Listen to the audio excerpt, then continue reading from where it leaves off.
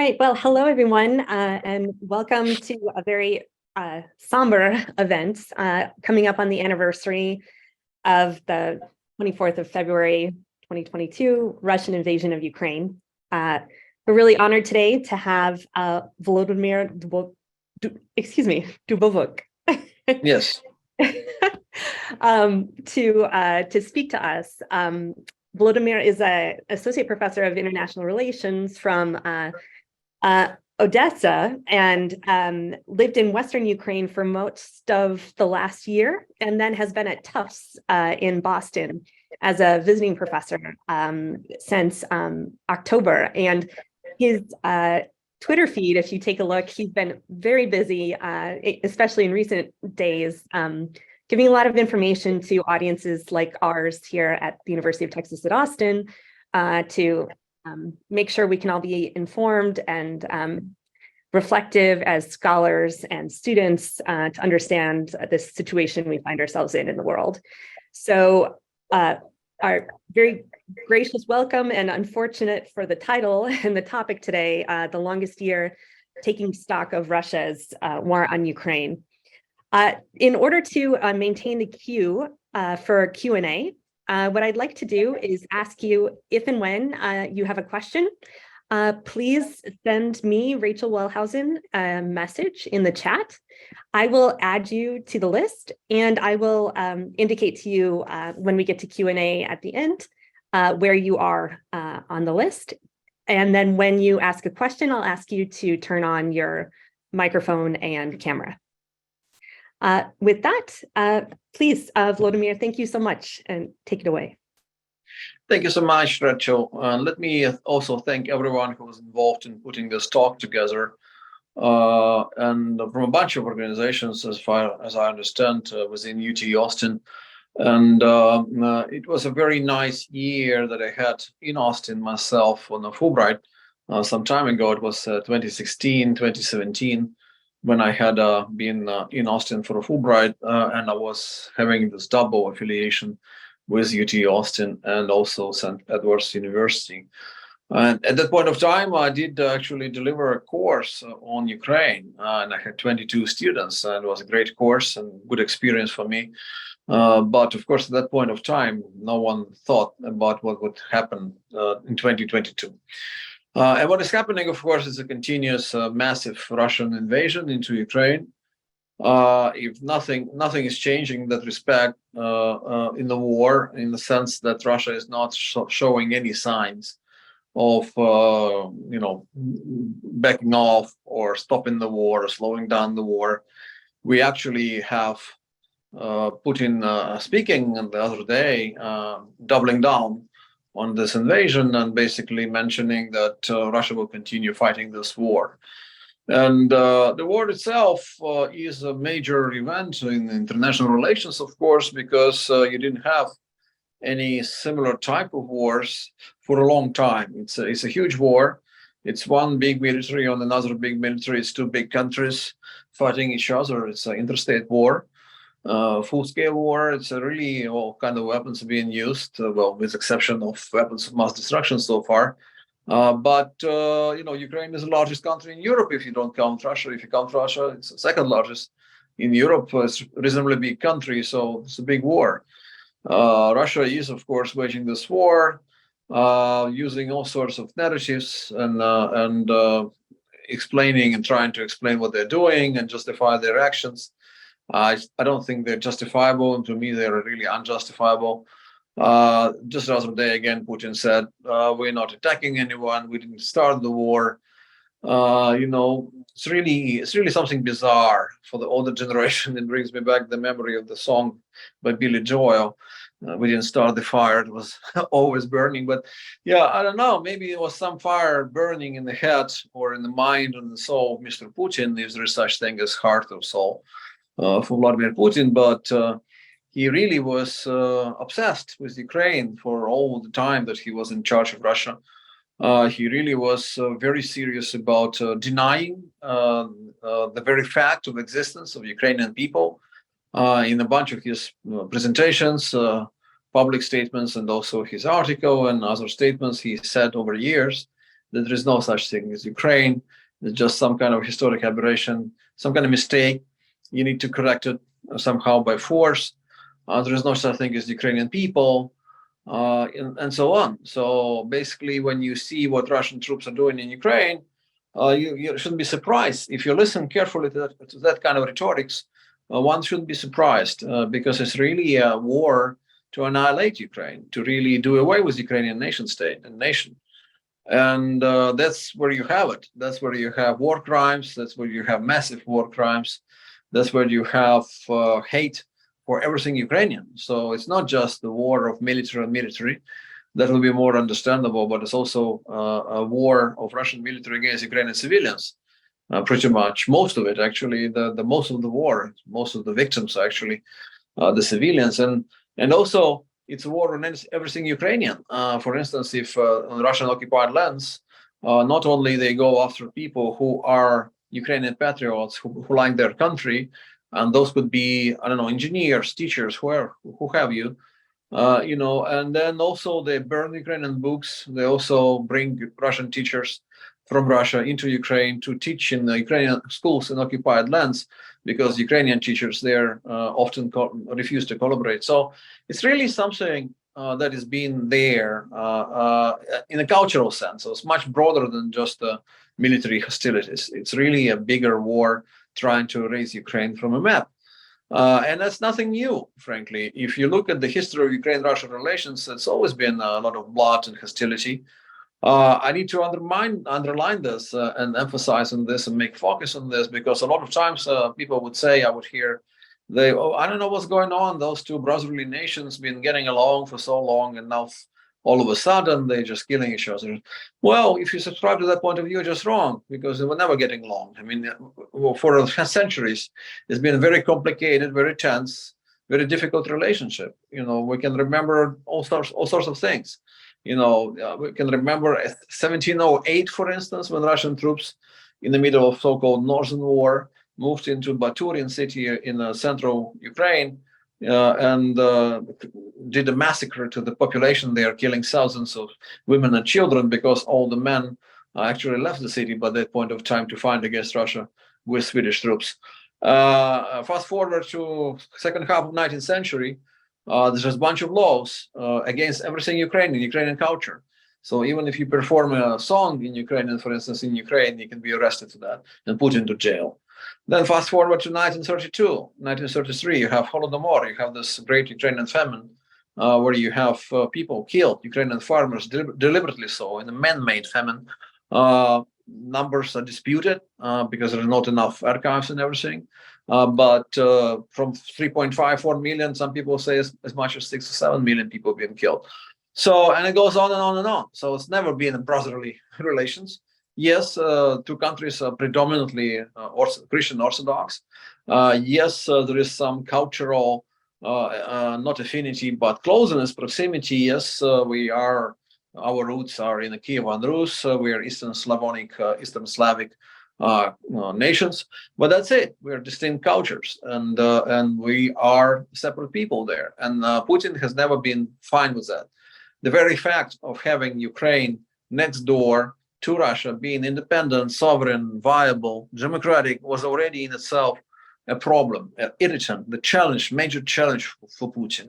Not to mention, if Ukraine succeeds, then the question begets for the Russian population, like, how is it possible that another country, major post-Soviet country like Ukraine, can become part of European family of nations, be democratic, successful economy, and so on, and we are moving in a different direction. So it's a bunch of factors really that push Putin across that red line, tipped him across that line when he decided to do a formal massive invasion. But it's really about Ukraine. It's not about defending Russian interests. It's not about Ukraine getting a chance to become part of NATO, because Ukraine has not been, and even now also is not in any position to think about membership anytime soon. It's really about Ukraine being next door, and how Ukraine is very important for Russian imperial project, for Russian great power project. It's critical. to the Russian understanding of greatness of their country. It's much more important to them than, say, Baltics or Belarus or Georgia or Kazakhstan. Ukrainian historically, again, we can remember that it was in the second half of 17th century when Russia actually started calling itself Russia and not a Moscow state, and starting calling itself empire. And no coincidence was there. It was no accident that would happen just right after they incorporated the part of Ukraine into their state. But going back to this war, of course, the war has revealed that whatever overconfidence and arrogance Russia might have had, they actually met very serious resistance. We're very proud of that, of course, in Ukraine. We are proud of our resilience. And I've been saying for a long time now through this year, that before February 24th last year, I didn't quite understand what it even means, resilience. But now I do. And now I do, because I see our military fighting back. I see our civil society being vibrant as ever. And we are famous for having vibrant and strong civil society. But it's even stronger than before the war. So not only people are involved in this war effort, but they also continue applying some pressure on the government in terms of reforms and corruption, even right now, even during this terrible war, and of course helping refugees, and of course helping internally displaced persons. Everything works in Ukraine.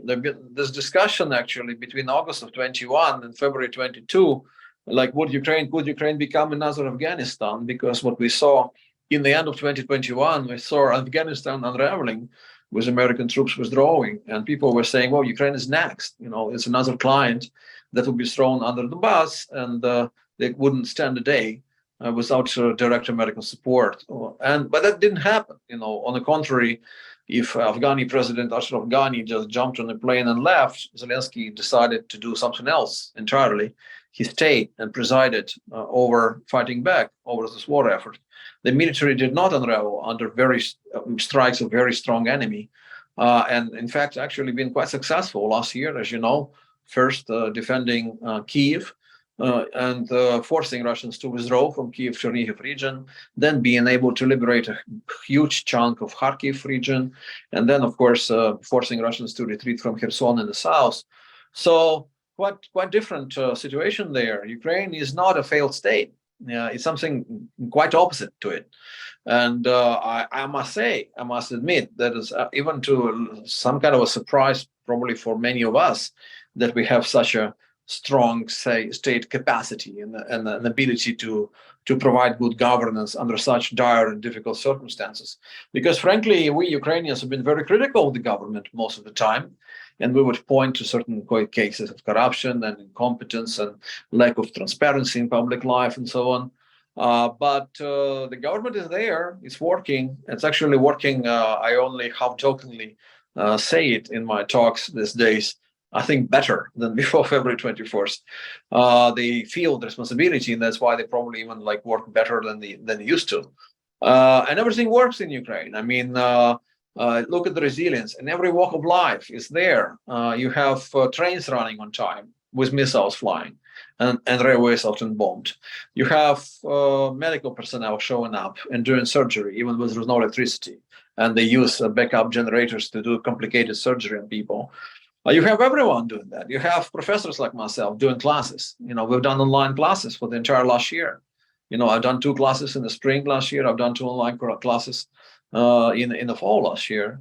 Even as I was already physically here in Medford, Massachusetts, doing my classes for students at Tufts University, I continue teaching for my students back in Odessa. I mean, it's really a major resilience on the part of the entire country and the entire society. And of course, Russians really didn't expect that. They really, were calculating maybe that there will be a big, quick war and quick victory, and Ukraine would just unravel, but it didn't. But the war, of course, is difficult still for us. I mean, we're losing a lot of our guys. We're losing a lot of our military. The losses on the Ukrainian side are not publicly announced, but we know and understand it quite well. They're also massive. I mean, Russians are losing more than their guys, but Ukrainians are using tons of our military as well. Also, of course, our economy is in ruins because of the hostilities taking place on Ukrainian territory, not Russian territory. So major industrial areas are exactly in the south and the east of Ukraine. That's exactly where you have most of the fighting. The trade was really disrupted very much. So we should remember, I'm from Odessa, and that's exactly the major port, the seaport in Ukraine and the south of Ukraine on the Black Sea coast. And that's where between February of last year and to the end of July 23rd, actually last year, that's when you had a blockade of Ukraine's Black Sea coast, where you couldn't really bring any goods into Ukraine or no export of any goods or cargo from Ukraine to outside world. The sea was mined. The Russian battleships were enforcing the blockade. They actually shelled several times, and some ships that were trying to leave the blockade. When the war started, there was 98 ships in Ukraine's Black Sea ports, which were blocked really in that area, couldn't leave. But then the grain deal happened with some mediation effort by Turkey and United Nations. It was decided that okay, Russia was part of it reluctantly, and they decided okay, we would allow some of that trade to go on, and that's what we have right now. But it's been massive losses for Ukrainian economy even there, and not to mention that in occupied lands, the entire harvest was taken by occupiers, of course, and used to their benefit. The war is ongoing. Russia is doubling down on it. If there were questions like if Russia would be able to continue the war, they are so far. It's still an asymmetric conflict, I must say, meaning that Russia is a much bigger country, much stronger country. Their population is much bigger than the population of Ukraine. Their natural resources are enormous. Their financial resources are huge. They still sell a lot of things on international markets, including natural gas and oil. Yes, there have been some cutting of consumption of Russian natural gas and oil in Europe, for instance, but not in many other places. So therefore, they still have a lot of money on their hands, which would allow them to fund this war indefinitely. Another thing, of course, they're kind of running out of ammunition that they can use against Ukraine. So the major question then is, would they be able to find someone or some countries who would be able to provide them with some weapons that they can use against Ukraine? Or could they actually restore the cycle of production of weapons within their own country? And here the question of the sanctions becomes essential, because it's really about whether Russia would be able to reconstitute their military production cycle or not. The sanctions, unfortunately, are not necessarily as tight as we would like them to be. There are many ways around. There are loopholes. Russians are using intermediaries, so the other countries or other kind of firms and companies through which they get what they need. So unfortunately, it's not working as it should be. And there are some problems already with enforcing sanctions. Just maybe an hour or two before this talk, I've seen in the news that the currently discussed package of sanctions by European Union, number 10, that's a package number 10, is being so far blocked. There is no consensus in terms of what needs to be done, and there is no necessarily unanimity on that. But other than this, I must say that the reaction of the West was amazing, was really impressive, in the sense that many of us didn't expect it in Ukraine. And clearly, Mr. Putin in Kremlin didn't expect it to be so coherent and see so much unity and consolidation within a bunch of countries that were supporting Ukraine. And here, by the way, the central role belongs to the United States, obviously. We are seeing the kind of American leadership like we haven't seen for decades. It's really a clear manifestation, illustration of their what American leadership can be. And it started prior to February 24th last year, because, of course, as you can remember, maybe who followed the situation closely, several months before February 24th, already Washington Biden administration was raising alarm, basically speaking about the situation that, could be an invasion. Ukrainian leadership, by the way, for a long time just dismissed those warnings and heedings. And that's another topic for conversation, maybe after the war, like why was Kyiv so reluctant to accept the message from Washington that there is an imminent invasion from Russia incoming? Anyhow, at that time, at least since October end of October of 2021, Washington already constructed carefully, painstakingly, this coalition of countries to sanction Russia, to support Ukraine, thought through various routes of transportation, logistics, of how you can deliver weapons to Ukraine if Russia really invades, and things like that. So therefore, when February 24th happened, no one needed to spend any more time on actually discussing how you can help Ukraine. All plans were really ready at that point of time, so they could actually go ahead and implement those plans right away. Right now, of course, there is a huge bunch of countries, supporting Ukraine in various ways. There is, for instance, one group which is called formerly Ukraine Defense Contact Group, which means about around once a month. Normally at the American base in Germany called Ramstein, but could be elsewhere as well.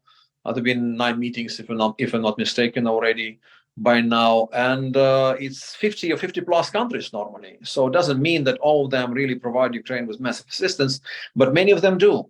And of course, it's not just weapons, it's also financial assistance, it's also humanitarian assistance, it's also assistance to Ukraine now that the Russia in recent months started destroying deliberately with their missiles and drones electric power stations in Ukraine, and therefore creating this massive power outages in Ukraine. So it's assistance to Ukraine in that respect as well. Not to mention the help and assistance to Ukrainian refugees, millions of them in Europe, and actually growing number here in the United States, but mostly, of course, in Europe. That's a major burden. So therefore, you have massive effort to help Ukraine in that respect as well. And it's just not Europe, not just Europe or North America like US and Canada. It's a bunch of other countries. Like just before this talk, I gave an interview to Australian TV station, and they're helping Ukraine. New Zealand does, South Korea does, Japan does. So it's actually a coalition of countries, and what's uniting them is they believe in international law, in international order, and they believe in democracy. Ukraine is a democracy. We should remember about that. It may be sometimes a messy, imperfect democracy, but it's a democracy. We had 2 massive popular resistance movements called Maidans in 2003, 2004, and then 2013, 2014, when you had millions of people coming to the streets demanding rights and free and fair elections and so on. So that is democracy. We have rotation of power. We have people losing elections and then new guys coming into power. That's not what's happening in Russia, for instance, or in neighboring Belarus, for instance. So Ukraine is really providing an example of how vibrant democracy can be in the post-Soviet space. And that's what I mentioned before is really irritating, annoying to Putin. This kind of a message that he's getting. He's really paranoid about all these color revolutions. Like he thinks that the West messes with a number of countries in the post-Soviet space and undermines Russian sphere of influence. But it's not really about the West. It's about what Ukrainians want and what Ukrainians are willing to fight for. And right now we are continuing to fight for, and that's roots of our resilience, by the way, in this vibrant, pluralistic political society system that we have in Ukraine. No one ever had monopoly on power. There has always been opposition. There's always been active parliament. There's always been some media. There's been very vibrant and sometimes critical of the government. That's what we have. What we have in Ukraine. So therefore, strictly looking at the war from this point of view, it's democracy versus authoritarian system. So if you are believing in human rights and democracy and free and fair elections and stuff like that, you're making a choice. You stand with Ukraine. It's simple as that. But also, of course, it's American interests involved. The domination of Russia in post-Soviet space is not in American interests. Domination of Russia in Black Sea region, wider Black Sea region, is not in American interests. Dependence of Russian energy of European key allies for the United States is not in American interests. Defending countries like Estonia, Romania, or Poland, which could be next if Russia is emboldened by supposed victory over Ukraine, is clearly not in American interest because US would have to defend their allies in NATO. And the list goes on and on. So it's actually very much about both values and interests for this country, the United States, and other countries that support Ukraine. A bunch of international organizations have been actually very active in supporting Ukraine. International financial institutions, like right now there is a mission of International Monetary Fund in Ukraine. They're preparing new grant, obviously, for Ukraine, new tranche of the money coming to Ukraine. Ms. Georgieva was there and talked to Ukrainian leadership. It's European Union, which is very active, supporting Ukraine, providing assistance, sanctioning Russia, even giving some money to Ukraine to buy some weapons, which is absolutely revolutionary. I mean, it's unprecedented. If you know a thing or two about the European Union, for a number of years, it's been so cautious, so careful, so very reserved all the time in their action. And then all of a sudden, to imagine that you would give money to Ukraine to buy weapons to fight Russia, that's something that was unthinkable before. But at the same time, that's what's going on. So we actually have a very prudent leadership by Ursula von der Leyen as a leader of European Union, and quite tough rhetorics also from our highest public official within the European Union on issues related to foreign policy, Josep Borrell. So how swiftly and successfully they've reduced dramatically their dependence on Russian natural gas and oil, that's also impressive. Within a year, that dependence has really been limited. I mean, it's still there, but it's much less than it used to be. So, I mean, we are talking about a number of things, and the war is already creating these implications around the globe. For instance, there is China, which is sitting on the fence. On one hand, China is an ally really for Russia. They are strategic partners. Chinese propaganda supports Russia in this war. But until now, at least, they've been very careful in terms of not supporting Russia actively. Right now, there are rumors that maybe in Beijing they're thinking about providing more assistance, including lethal weaponry to Russia. Hopefully not. That would be definitely, if that happens, be a very difficult situation for Ukraine. But hopefully the Chinese would not do it. India is interesting. They actually both Indian and Chinese leaders reprimanded Putin for this war publicly last year in a bunch of public meetings. So in the post-Soviet space, rather, also interesting things going on was, for instance, with Central Asia. You have a bunch of countries that are clearly, usually, normally very depending on Russia, but now they're very much emboldened. And also they've been meeting when they actually publicly, quite nosily criticized Putin for this war and demanded respect for their own countries, which was unusual for them. And Putin was really bedazzled there, sitting really surprised and shocked by this kind of reception. So Russia has been weakened. It's a major deal, and Russia is already weakened. It could be, even if we can contemplate for the moment, I'm hopeful that's not going to happen, that Russia would achieve some kind of victory, they will still be very much weakened. Okay, so therefore it's a different Russia than it was before the war. And therefore people are quite right who are saying Putin made a mistake. If you think even about Russia's interests, Russia is much weaker than it was before the war. And for everyone, it's now easy to see the limitations of Russian military power and the faults and the weaknesses of Russian military and so on. So therefore, it's really emboldening this kind of resistance that Ukraine has vis-a-vis Russian aggression. It really goes beyond the borders of Ukraine. But the war is hard. The war is hard for us. Russia doubling down, mobilizing people, bringing hundreds of thousands of new people to the front line. And it's not easy.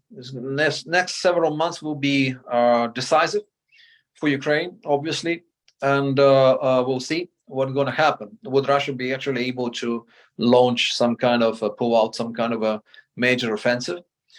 And what would that mean? Would they actually be just trying to get the remaining parts of Donbas region in the east of Ukraine under their control?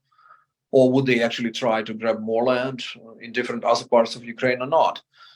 So far, they are actually fighting for months for each and every town in Donbas, like for instance, for the town of Bakhmut, which Ukrainians have been defending for months against massive influx of Russian troops.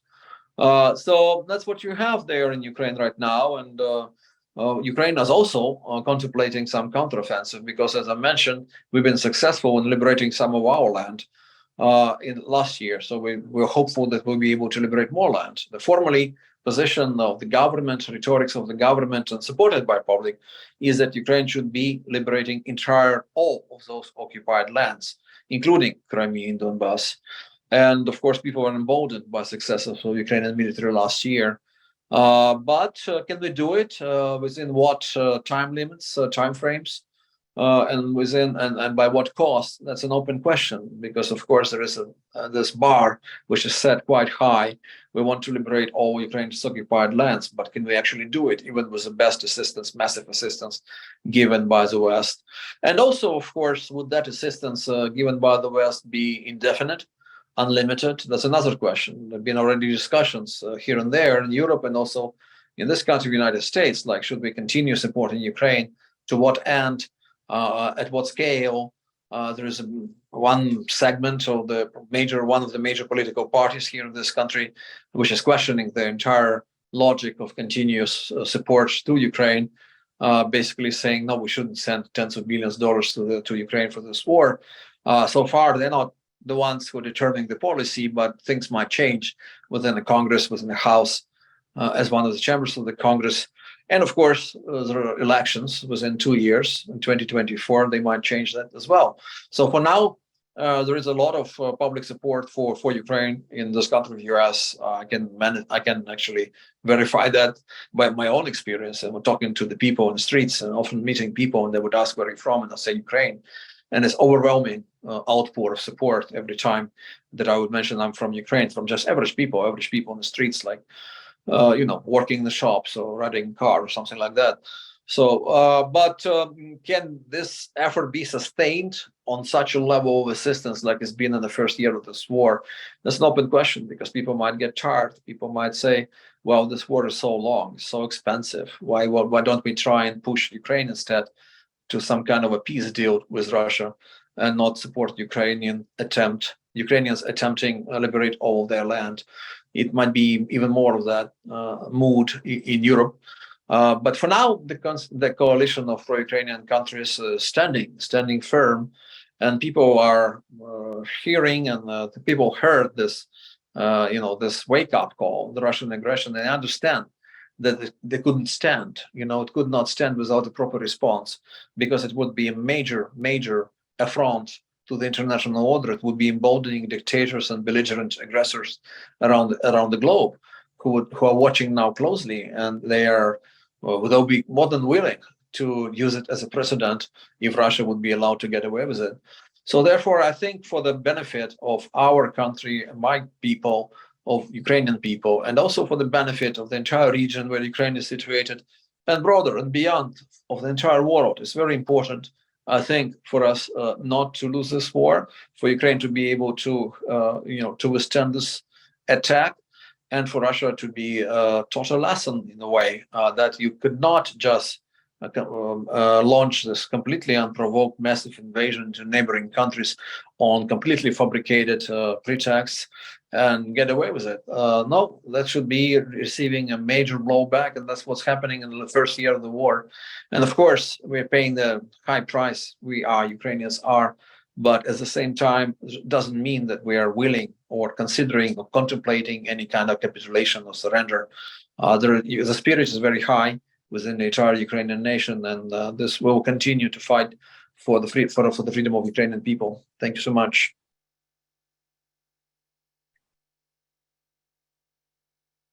Thank you so much, Professor Dubovyk. I just sent a message again to the chat. If you'd like to ask a question, we have a good amount of time left for Q&A.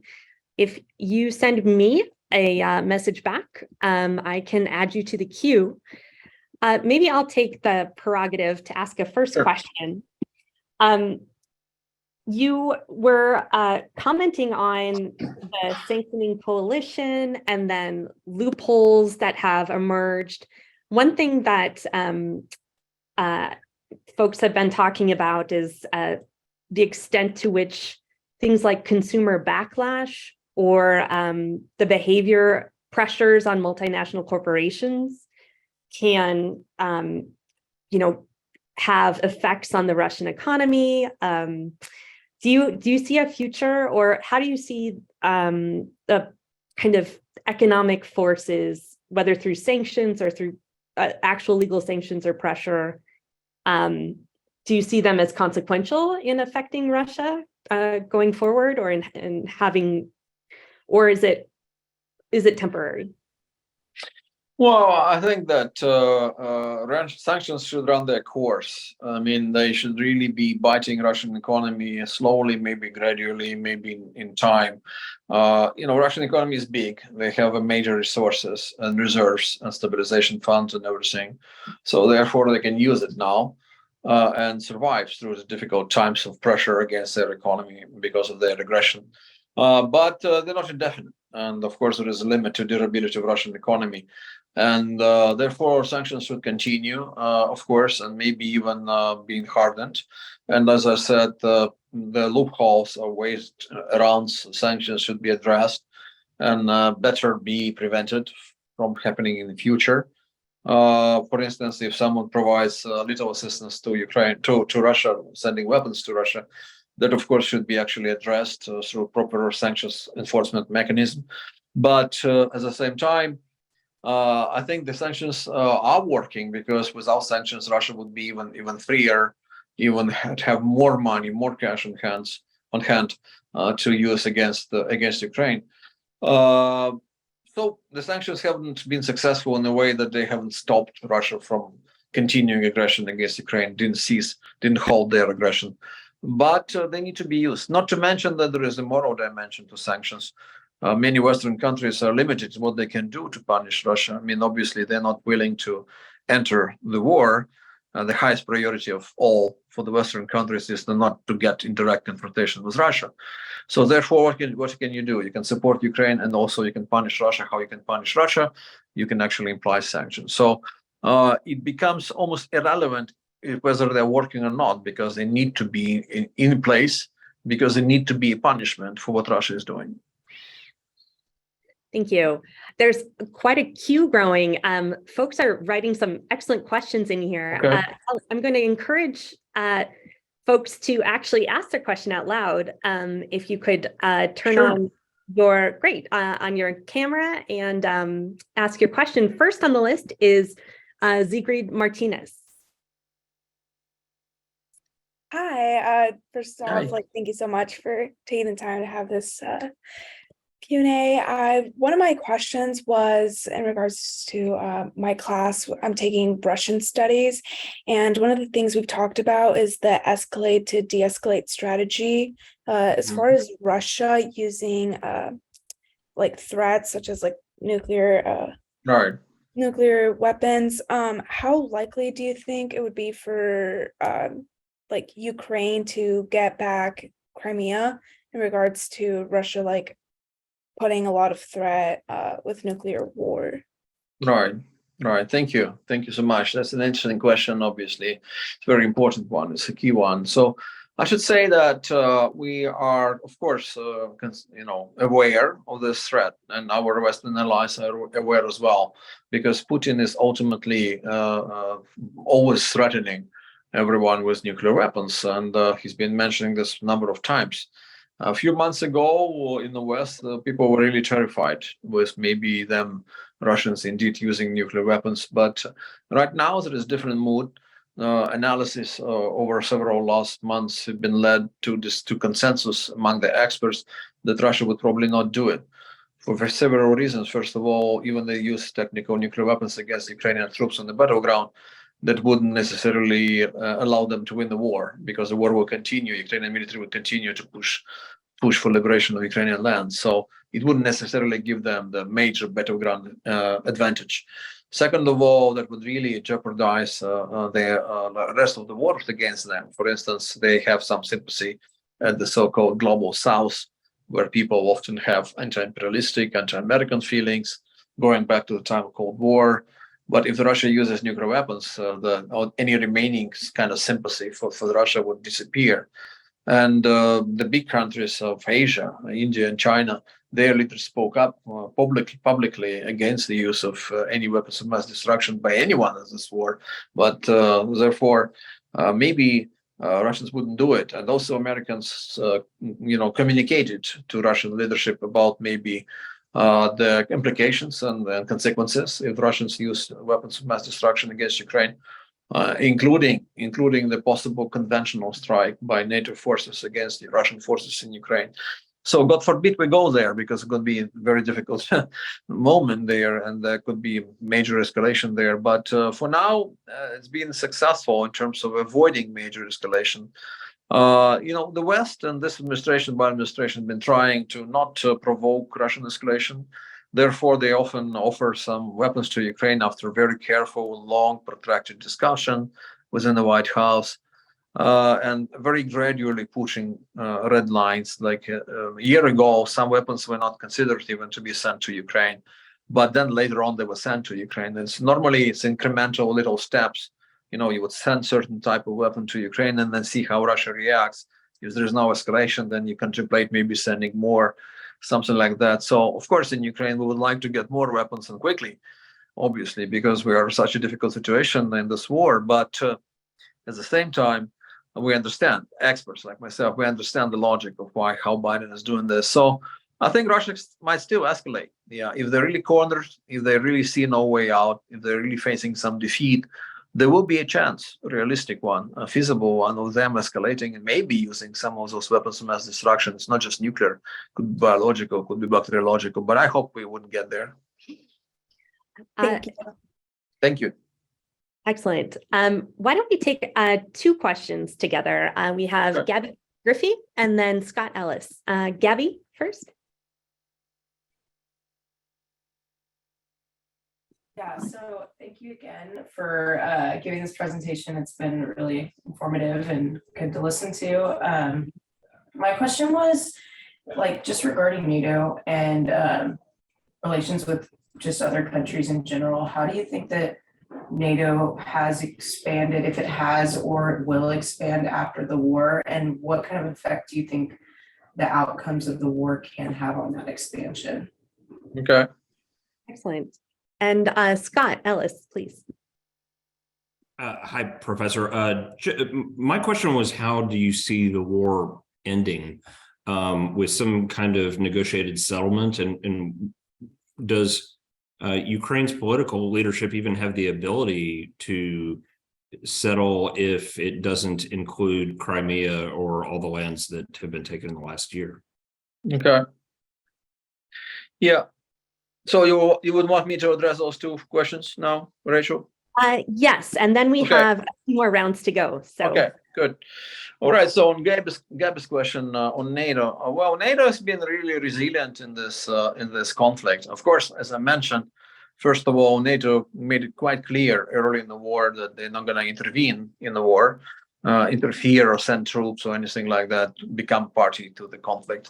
And early in the war, for instance, when the Russians moved in, Ukrainians have asked for someone to come and close the sky, quotation marks, defend Ukraine from the sky, but that wasn't done, because if you would send air force by NATO countries into Ukrainian sky, that would really pitch them against Russian troops and Russian air force people and Russian missiles and so on.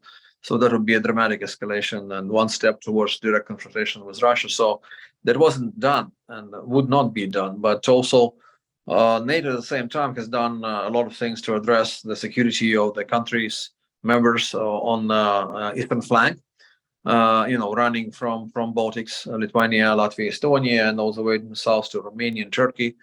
And also, of course, as you know, Finland and Sweden all of a sudden decided to reverse their decades-long, in the case of Sweden, actually centuries-long, policy of neutrality and become members of NATO. So they're now applying for NATO membership, and it's going to be happening anytime soon that they will become full-fledged NATO countries. So NATO has become stronger in many ways, much more reactivated, much more focused, reanimated, if you like. So there is understanding that there is now bigger threat, like it was in Cold War times. It was Soviet Union, now it's Russia.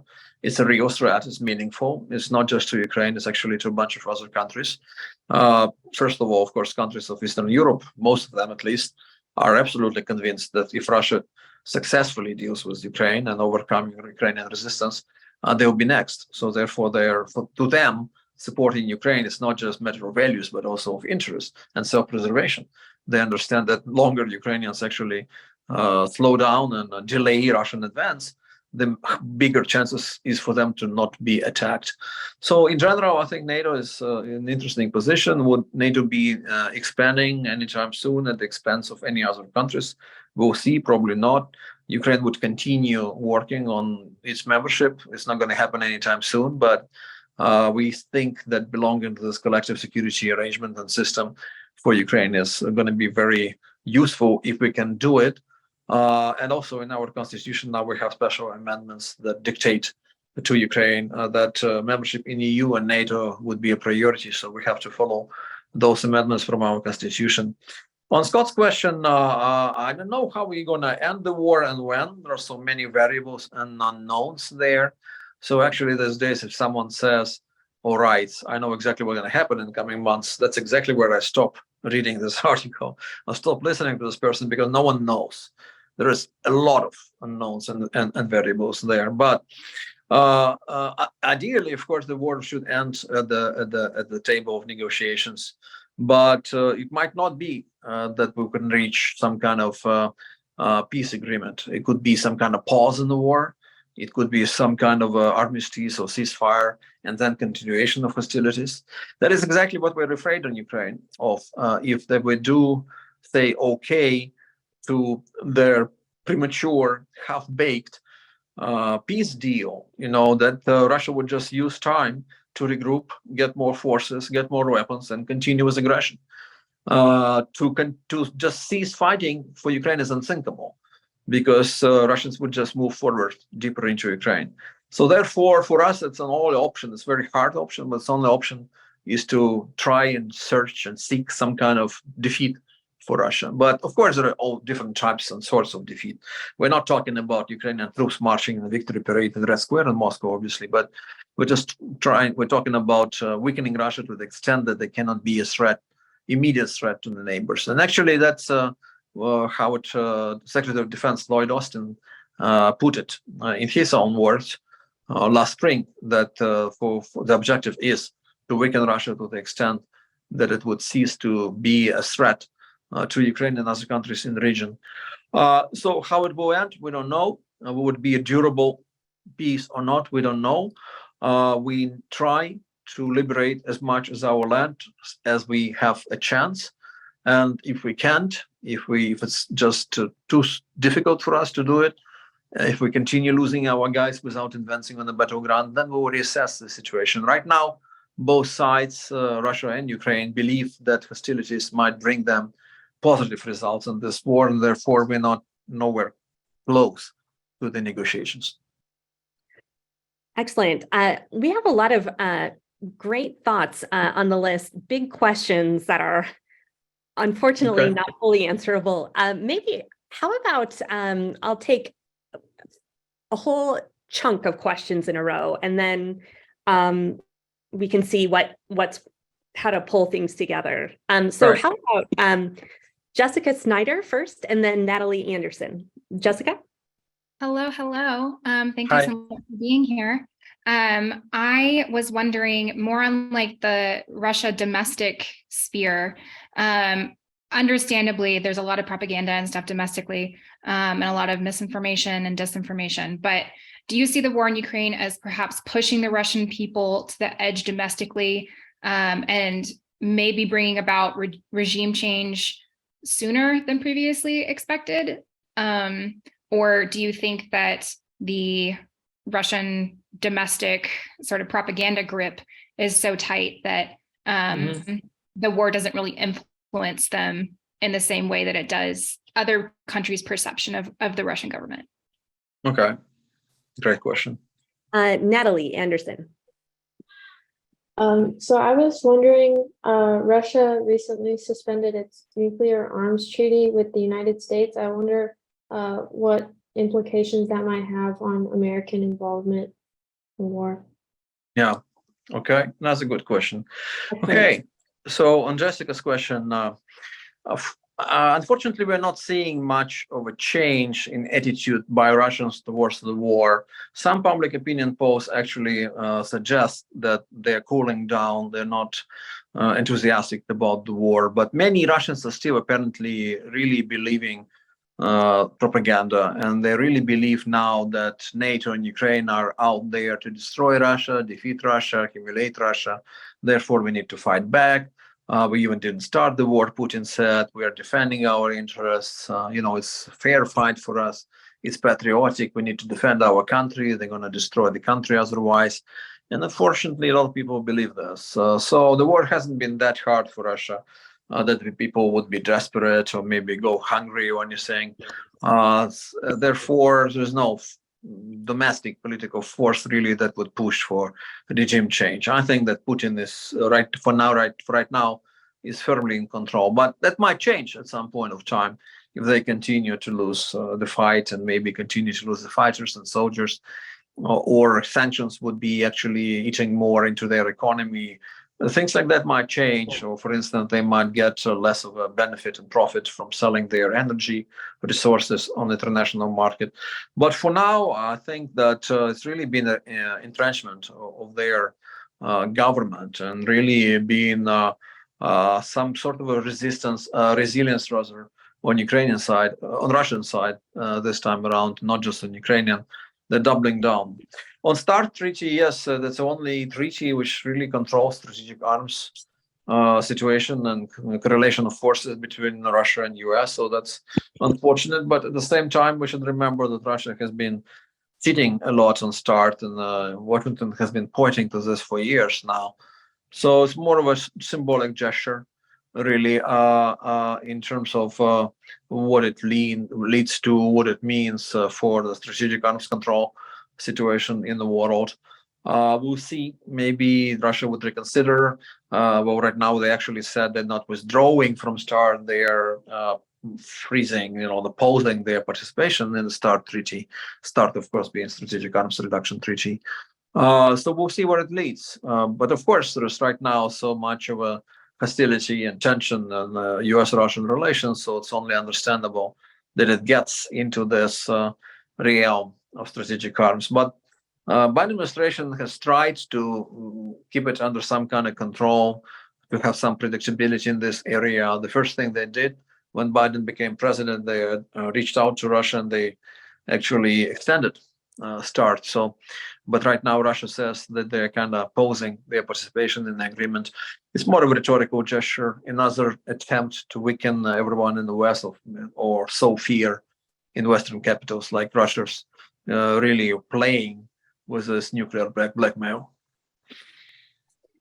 We have 4 questions and we're running towards the end of time. So I propose all 4 folks ask their questions and then we can see I'll what try time to be brief.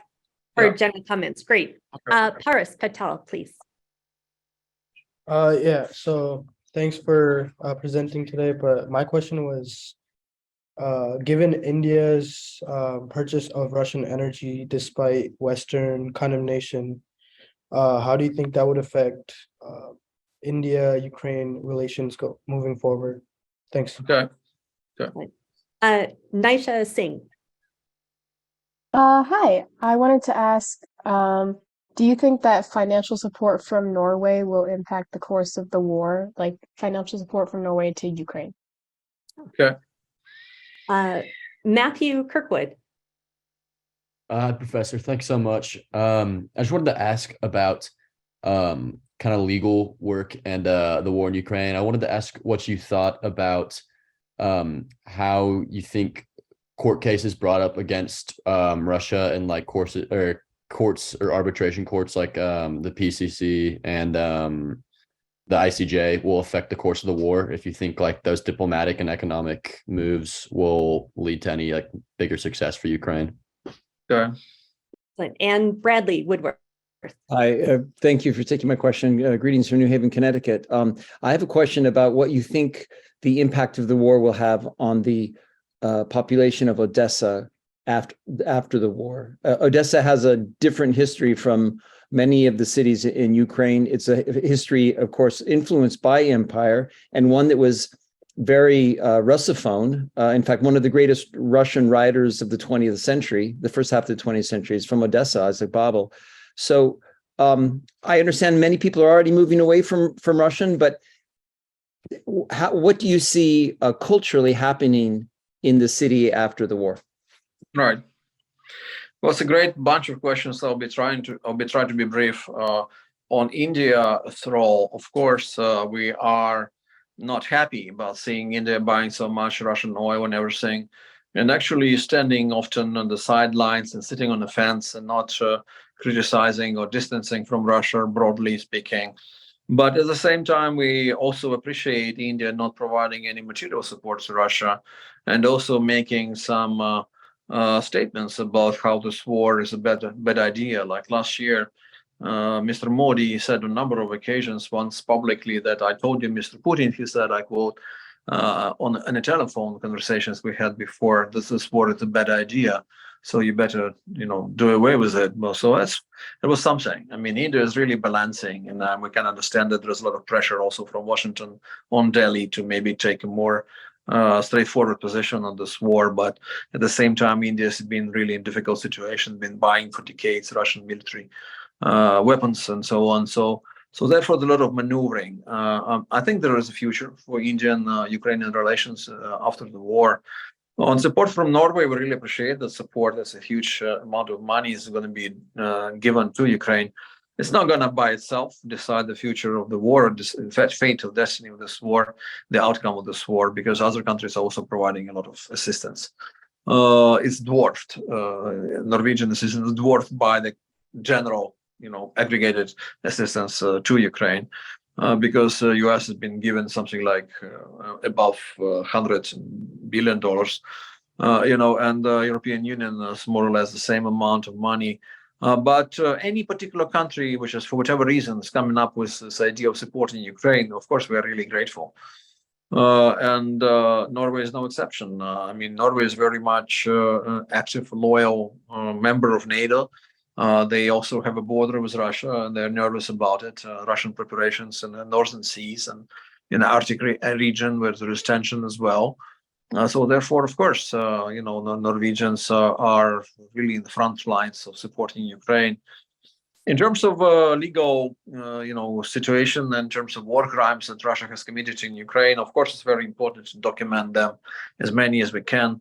Ukraine is not alone in this work. Actually, many countries send their teams, including U.S. A special group has been created within Justice Department to help Ukraine with investigating war crimes. But would they actually be able to bring people to justice? It's an open question. Of course, if the people just continue to hide within Russia, don't travel, they wouldn't be arrested, they wouldn't be brought to justice. Similar situation was what happened with people behind shooting down of Malaysian airliner MH17. There have been verdicts already, but those people are nowhere within reach of the international justice system. So we'll see. Of course, ideally, it would be great to bring to justice not only those who committed this horrible war crimes in Ukraine, but also people who really started the entire invasion. And the final question by Bradley, yes, the Odessa is in some ways a special city to me. Clearly, it's my hometown. I was born and raised there, but spent most of my life in Odessa. But at the same time, it's not different from any other place in Ukraine. The Russian-speaking cities in Ukraine, also Kharkiv and Mariupol, Kherson and Mykolaiv, and they're all now in ruins. So Russia hasn't hesitated shelling them, unfortunately. Kherson, for instance, they said was Russian city, and they controlled it for a number of months, but now it's not under their control, so they shell it mercilessly. What you say it's a Russian city, but at the same time, you're basically destroying it. Doesn't make sense. It's actually quite a good example of how Russia treats those occupied lands as some kind of a piece of land, with people who are second-class citizens. And so there's no liberation. It's really an occupation. Also, by the way, Russians are terrible occupiers because under international law, they have responsibilities before people they occupy, providing them with food and water, medical supply. They've never been doing that in occupied lands. In terms of Odessa, we luckily have been much less cast by the war, not as damaged as many other places. And quite recently, Odessa also got this long-awaited status of UNESCO protection of historical part of the city. So going forward after the war is going to be a big deal for Odessa. But Odessa right now solidified on this pro-Ukrainian position and platform, and no one wants to be in a position that Mariupol was in, or Kharkiv been seriously damaged, or other cities as well. So therefore, Odessa is changing. It's very much changing. It's going to be the end of the Russian war, end of the Russian Soviet soft power in Odessa as well. Thank you. Well, Professor Dubovyk, it's been fascinating. Thank you for spending your time with us. All the students and folks interested watching, we've definitely learned a lot, heard a lot of issues on the table. You had mentioned that you stop reading articles when you see them forecasting too much about the future. Let's, I suppose, hope that the future kind of becomes clearer sooner. Right. Yeah. Thank you so much, Rachel. Thanks is to amazing. everyone for Okay. listening in. Excellent. All right. Thank you so much. Have a good evening.